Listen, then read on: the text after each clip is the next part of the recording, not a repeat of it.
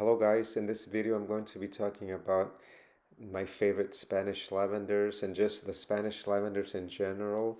If you remember, I had bought a few Spanish lavenders, a few different varieties, and I have to say, well, I'm going to first show you this one is called Lutzko's Dwarf.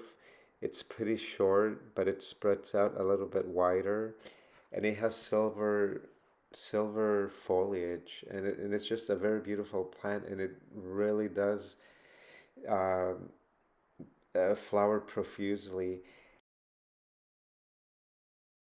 And this one here is the Bandera Deep Rose Spanish Lavender. This is my least favorite one. I don't like its shape, the way it grows, but it's still very beautiful. It has light green foliage, and it's kind of unique because it has this deep rose colored flower. And all of these Spanish lavenders here, they're all compact and short, and I got them mainly for that reason due to my small sized garden.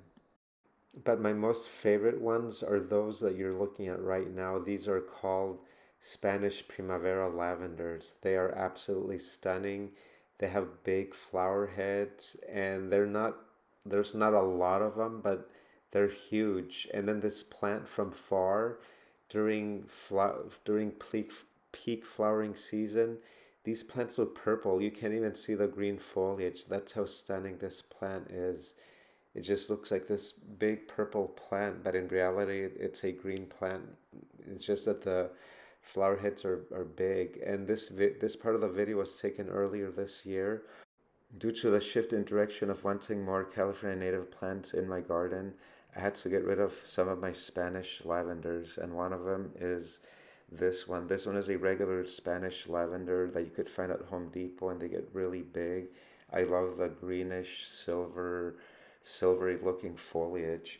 And I'm also getting rid of two of the lavenders in the back garden that I showed you earlier, which are the Lutzko's Dwarf and Bandera Deep Rose Spanish Lavender. And as you could see here, I have dug them out.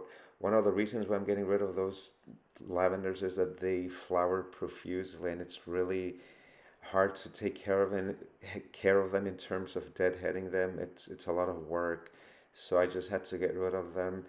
And I wasn't my plan wasn't to give them to my neighbor. I was just going to let them dry up. I wasn't watering them anymore.